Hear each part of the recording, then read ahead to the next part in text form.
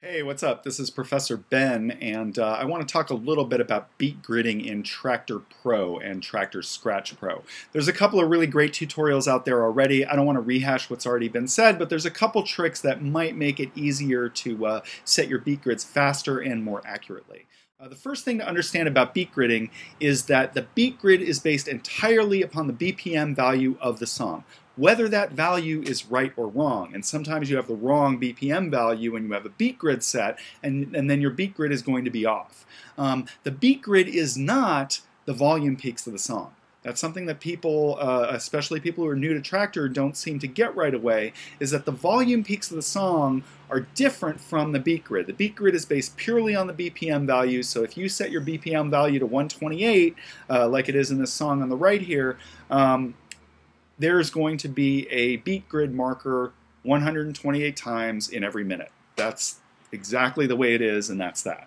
Now, in this song over here on the left, there is no beat grid set. Now, here's what gets confusing to people. Traktor uses the same white lines to demonstrate a beat grid as they do to demonstrate volume peaks in a track that has not yet been beat gridded.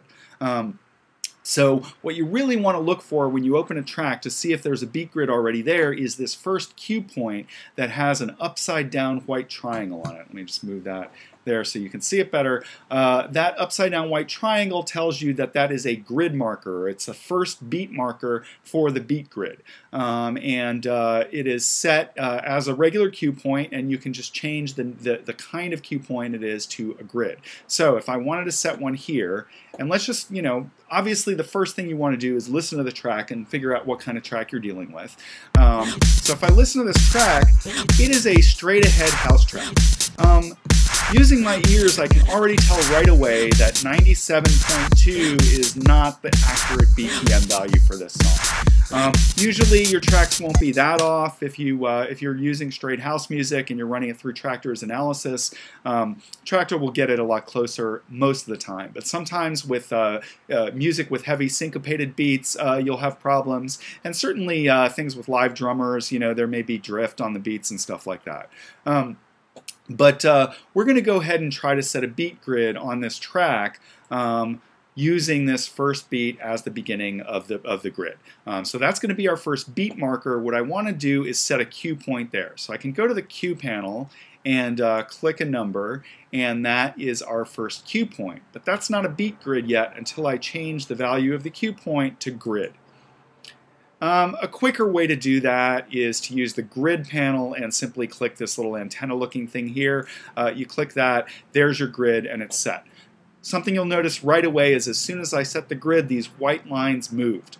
They no longer represent volume peaks, they now represent the BPM value of the song. So now I've got to fix the BPM value to make it consistent with where the actual beats of the song are. And you can see these are off. Now, again, using your ears is very important. One thing you can do to tell right away if your beat grid is off is jump around the track. Well, that sounds like a mess. A properly beat gridded track is going to sound on beat no matter where you jump in the track. So let's listen for a second.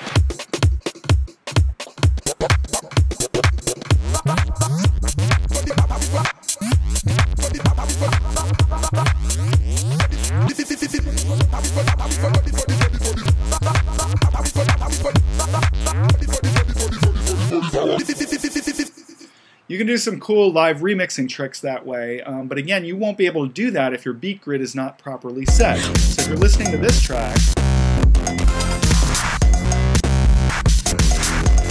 it just sounds like a mess as you jump around. So you want to be real careful with that, and you certainly don't want to jump around a track that hasn't been beat gridded properly.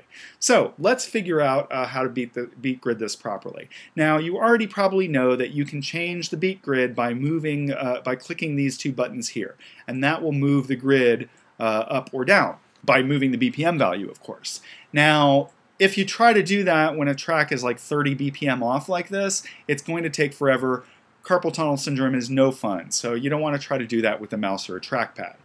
You can get a little bit faster by using your control key on your keyboard and then clicking that button, and you're going to move in bigger increments, but it's still going to take you a long time. A lot quicker way to do it is click in this window here where the BPM value is printed and move the mouse up or down. You can see you can make huge movements that way. And you can get a pretty accurate beat grid from the very beginning simply by doing that.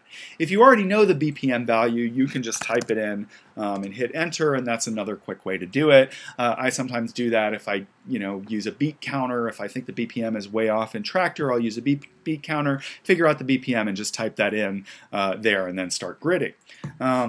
So then you want to use your ears again. Now this so far sounds pretty good, except it's starting to fall off.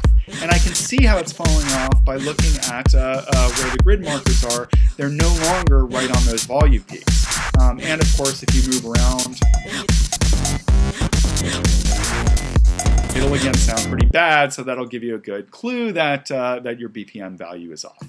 So I want to change it, and again, I can just use this trick here of moving the mouse and get it pretty accurate that way. Let's just turn it down again for a second, and you can see it's off again.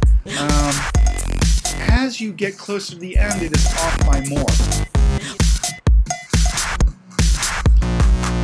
The other thing that means is finer adjustments near the end will make a bigger difference. So if you're here, and I would use this trick to get it, again, as close as you can, and then maybe jump toward the end and see you're still off. So you might want to fine tune it using these buttons here. And again, the control key is going to make this a little bit faster. That looks pretty good there, and it sounds pretty good so far.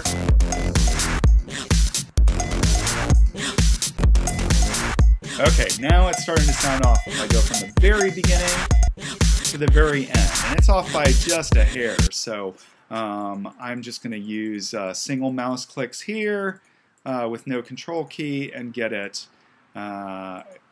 Looks like you want to watch both sides, and sometimes you have to move this because Traktor doesn't immediately update the beat grids as it should. But now that's looking pretty good, and it's sounding pretty good, more importantly.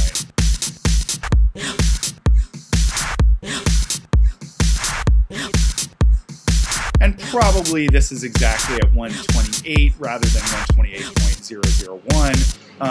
But you're not going to hear an audible difference in it, if you're off by 0.001. So there you have it. Now this track is pretty perfectly beat gridded. I can jump around this track, live remix it or whatever, and stay on beat.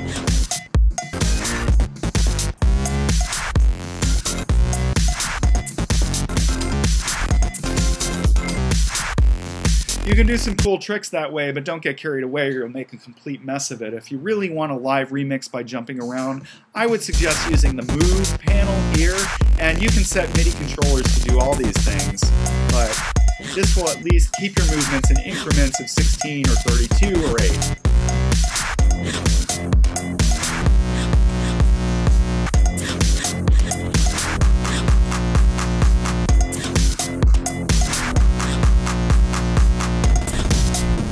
So you can do some pretty cool tricks that way, but again, you're not going to be able to do any of those tricks. You're not going to be able to even use the sync button if your track is not beat gridded properly. So hopefully this will help you set your beat grids faster and make them more accurate.